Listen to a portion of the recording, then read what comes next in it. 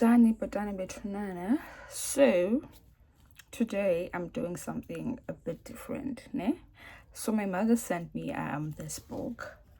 The title is A Woman After God's Own Heart, right? So I'll be reading this book with you guys, and I've started reading it now, but I've got a few questions or highlight, I might say, I don't know, highlight. So yeah. Oh, and it's also written by Elizabeth George. I want to know what you guys think about it, and I'm also going to share what I think about it, how I feel about it, and everything about it in general. First part of the book is part 1 is a heart devoted to God. So the first thing that she writes about here is a Bible quote, Bible verse, right? Luke, chapter 10, verse 42, right? So in English it says, Mary has chosen that good part which will not be taken away from her. And then ngesiXhosa ithi verse 42, inye yona into efunekayo.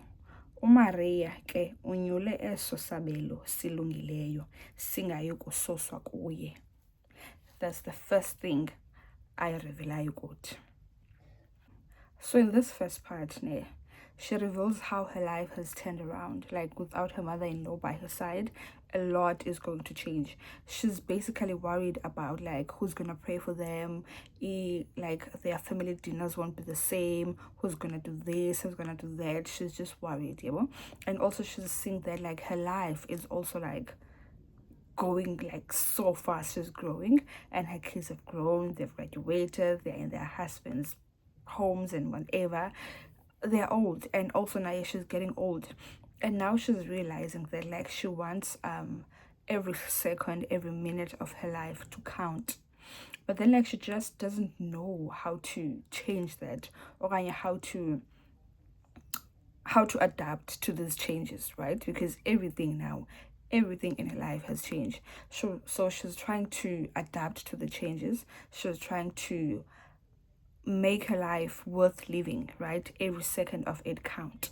And now all of a sudden in this part there's a change of heart, right? Now she doesn't know whether she wants to be like her mother-in-law or continue as she was living when her mother-in-law was alive. Then she realizes something.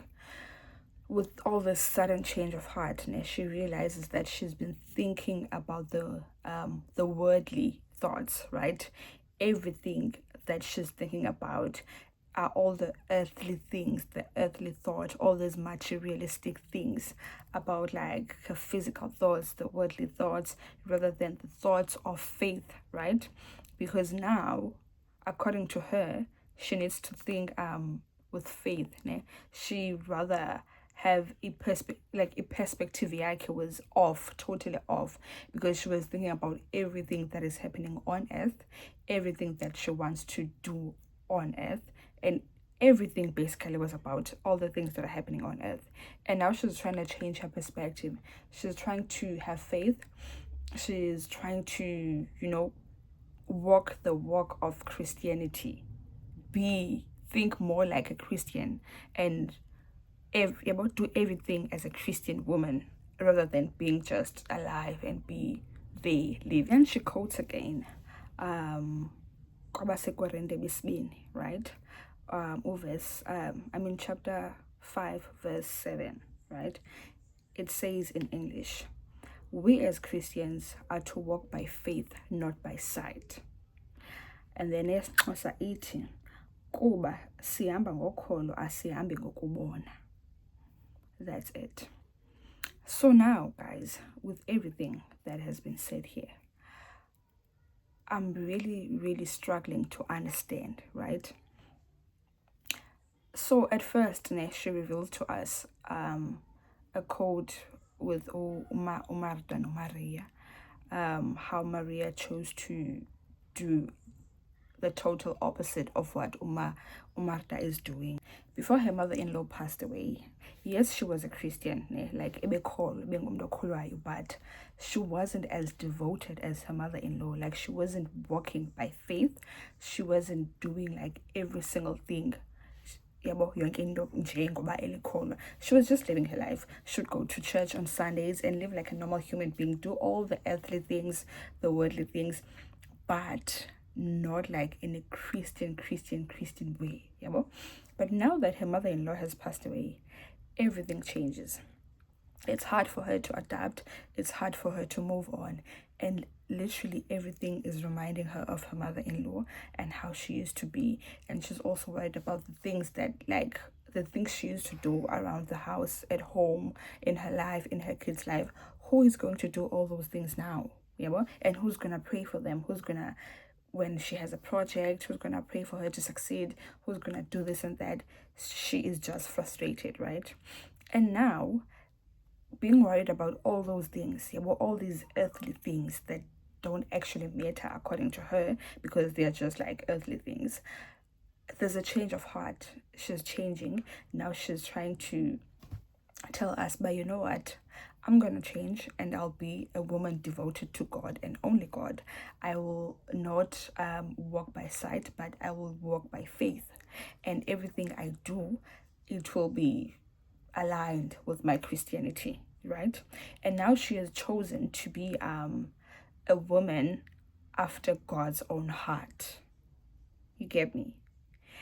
So now there's something that I want to understand. I really want to understand, what is a heart after God, right? Because she's saying here, a woman Jesus was defending from criticism with this statement, right? The statement by Umaria has chosen what. And then she says, I found myself looking straight into the core meaning of a heart after God. And I was greatly comforted. So now she's trying to be God's woman, to love him fervently with whole heart, right? Like, it is her sole desire to be the woman after God's own heart.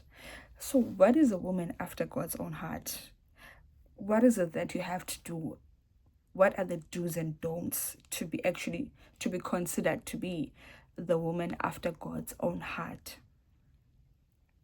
I feel like, as a Christian, I'm a Christian, by the way, and it's hard for me to like understand what exactly does she mean when she says she has chosen to be the woman after God's own heart. Okay, guys, so now this woman quotes again Ncwadi Ndumiso, chapter 37, verse 4. Ithi uYehova uyabalondoloza abakholosa ngaye, abangendawo bayakutshabalala, right? I-title leyo. And then verse 4 uthi ndonobana uthi ziyolise ngoYehova uyokunika okunqwenelwa inhliziyo yakho. That's what it says, verse 4. And then it says, God's peace became mine as I was reminded one more time that when day by day I choose the one thing necessary, which shall never be taken away from me, my life too makes a difference. God wants my heart, all of it, and my devotion. When I choose to give it to him, when I choose to live totally for him, he makes it count. He wants to be number one in my life, the priority above all priorities. That's what she says about God, ne? So now, my question is for you guys. Number one, help me understand how a woman after God's own heart lives. What are the do's and don'ts of a woman after God's own heart? What is a heart that is after God? Okay, let me not say what it is.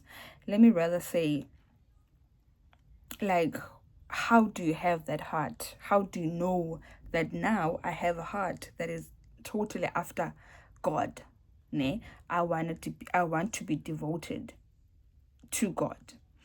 And then also, when she says God wants to be the priority, he wants to be her number one, ne? And we know that we have different religions, guys. We have Christianity, we have Muslim, we have Islamic, we have this and that and then that. So to the people who are not just Christians, because we have people that are Christians, and then we have those that are Christians but also believe in their ancestors and stuff.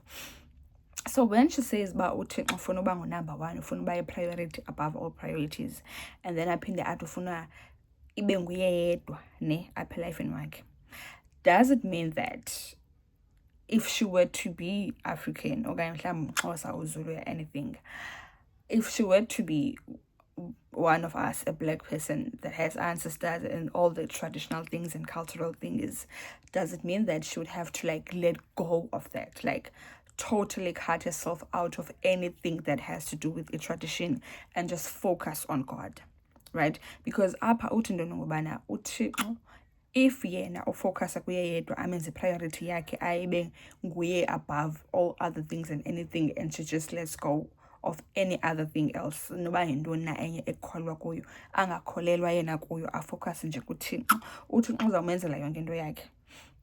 Uba ukholose ngaye, yonke into enqwenelwa intliziyo yakhe uzawumenzela. Do you let go of a traditional yakho? Do you let go of anything that has to do with it? Yonke into edibene ne-ancestors nentoni, and then focus on God, and then uzawukwenzela yonke into oyifunayo. Okanye is it just a matter of, I know where I stand with God, I believe in him, I'm devoted to him, and ndizamkhonza, and then, I mean, it's my tradition, I can do it too. You get me? So I don't know. So apha le nto about uMartha noMaria, ithi into ngobana so apparently they were preparing for this gathering or thingy, ne? And Jesus was also going to attend yonke le nto. So uMartha noMaria, they were preparing, doing yonke snacks nento, and then the minute uYesu engena, uMaria wayeka yonke into, wayeka everything, wayezinyaweni zikaYesu, wagoba, wabe like wamworship man, wam-acknowledge, doing all that, ba nkosi yam yonke laa nto, yabo. And uMartha yena was left behind working and doing all these things. So now uMartha goes back to Jesus and say, ayibo, kodwa nkosi yam, uyayibona le nto endiyenziwa nguMaria, uyekela kum yonke le nto yenzekayo uba mayibe ndim umntu obhizi yena, akandincedisi, yabo, akandincedisi. And then uYesu avele athi kulaa nto kuMartha, waphendula wathi kuye, Martha, Martha, uxhaliswa uphithizeliswa zizinto ezininzi. Inye yona into efunekayo, uMaria ke unyule eso sabelo silungileyo singayi kususwa kuye. Meaning Maria has chosen that one thing that can never be taken away from her, which is Jesus.